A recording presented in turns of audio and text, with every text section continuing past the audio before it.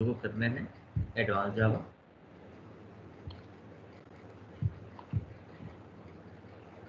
या इसे हम बोलते हैं जेईई, या फिर हम इसे जानते हैं J2EE के नाम से।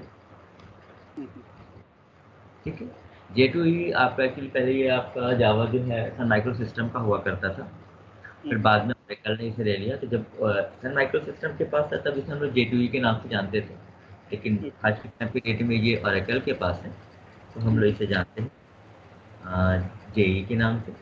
इसका फुल फॉर्म हो जाता है आपका जावा इंटरप्राइज एडिशन। ठीक है, तो कोर जावा पढ़ लिया तो आप जावा तो समझ रहे होंगे। दूसरा वर्ड है इसमें इंटरप्राइज। इंटरप्राइज की मीनिंग क्या होती है? इंटरप्राइज मीन्स जो नॉर्मली किसी इंडस्ट्री के लिए या बिजनेस पर्पज के लिए यूज। हाँ, बिजनेस आप कह सकते हैं। ठीक है, और एडिशन जो है आपका, जैसे बुक्स के एडिशन आते हैं अलग अलग, तो वैसे आपके जावा भी आपको प्रोवाइड करता है। कोर जावा के लिए जेएसी आता है, आपका एडवांस जावा के लिए जेई है, आपका माइक्रो एडिशन के लिए जेएमई, इस तरह से अलग अलग एडिशन आते हैं जावा के। ठीक है, तो ये आपका जो जेई है जावा इंटरप्राइज एडिशन मीन्स एंटरप्राइज आप मीन्स बिजनेस मीन्स आपको बिजनेस पर्पज के लिए जो सॉफ्टवेयर डेवलप किए जाते हैं उसके लिए हम जेई का यूज करते हैं। ठीक है, अब ये क्वेश्चन आता है कि बिजनेस पर्पज क्या मीन्स, मतलब क्या है यहाँ पर। तो आप ऐसा सपोज कीजिए कि आप जो है अपना एक बिजनेस स्टार्ट करना चाहते हैं, और आप अपने घर से अपना बिजनेस स्टार्ट करते हैं, तो आपकी कॉलोनी के लोग ही आपसे इंटरेक्ट कर सकते हैं। लेकिन अगर आप अपना बिजनेस एक मार्केट प्लेस में करते हैं तो आपको जो है आसपास की कई कॉलोनियों के लोग आपसे इंटरेक्ट करते हैं। लेकिन अगर आप उसकी एक वेबसाइट बना देते हैं तो आप पूरे वर्ल्ड से इंटरेक्ट किए जा सकते हैं। और बिजनेस का यही पर्पज है कि आप जो है ज़्यादा से ज़्यादा लोगों से इंटरेक्ट कर सकें। ठीक अगर है, कोई वर्ल्ड वाइड एप्लीकेशन बनानी हो तो हाँ, पूरे वर्ल्ड वाइड में एक्सेसिबल हो तो उसके लिए हम इसका यूज करेंगे। हम जो जेई का यूज़ करेंगे जावा एंटरप्राइज एडिशन। तो आप कह सकते हैं कि हम लोग वर्ल्ड वाइड, या आप कह सकते हैं कि हम वेबसाइट बनाने के लिए हम लोग जेई का यूज़ करते हैं। ठीक है, अब अगर एक वेबसाइट आपकी है तो अगर आपको उसे यूज़ करना है तो आपको जो चाहिए वो सबसे पहली चीज़ है कि आपके पास इंटरनेट होना चाहिए। सारी वेबसाइट आपकी इंटरनेट पर ही होती है। तो अगर हम जो है इंटरनेट को कंपेयर करना चाहें तो हम लाइब्रेरी से कर सकते हैं, जैसे बुक्स की लाइब्रेरी होती है, आप उससे कंपेयर कर सकते हैं।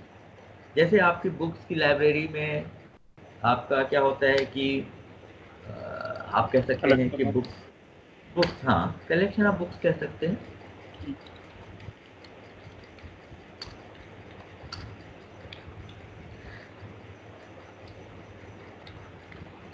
और जो इंटरनेट होता है वो आपका रिसोर्स हो गई।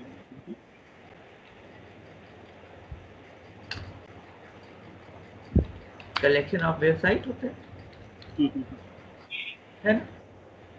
जैसे आप लाइब्रेरी में जाते हैं तो हर टॉपिक से रिलेटेड आपको बहुत सारी बुक्स मिल जाती हैं।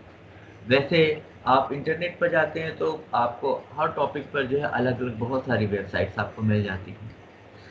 अगर आप जो है लाइब्रेरी बुक्स को आपका देखें तो बुक्स जो है आपका collection of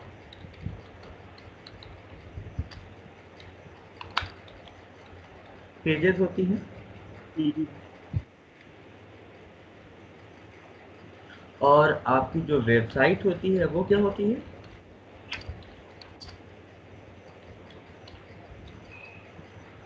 collection of web pages.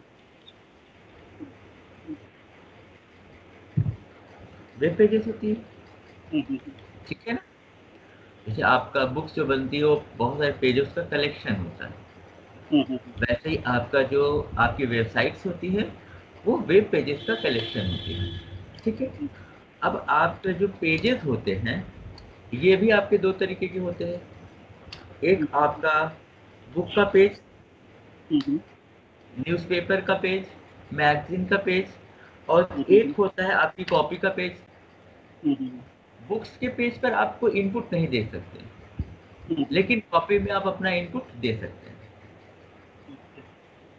ठीक है।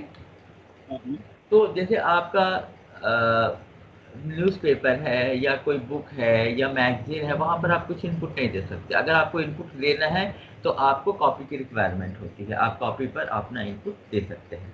तो पेजेस 2 टाइप्स के हो जाते हैं। वैसे जो आपके वेब पेजेस होते हैं ये भी 2 टाइप्स के होते हैं। एक होता है स्टैटिक, एक होता है डायनेमिक।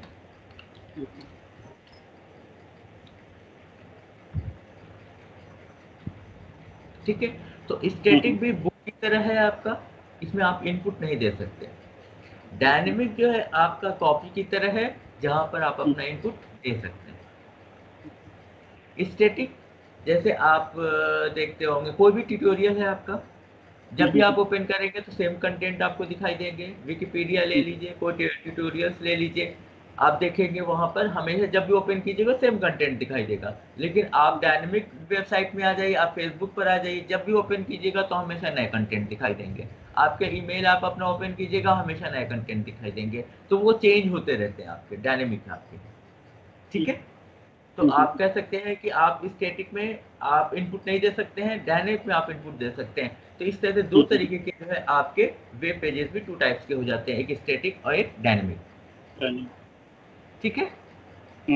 तो थोड़ा बहुत स्टैटिक और डायनेमिक का आपका थोड़ा-सा आप कह सकते हैं डिफरेंस मालूम हुआ होगा आपको कि क्या चीज़ है।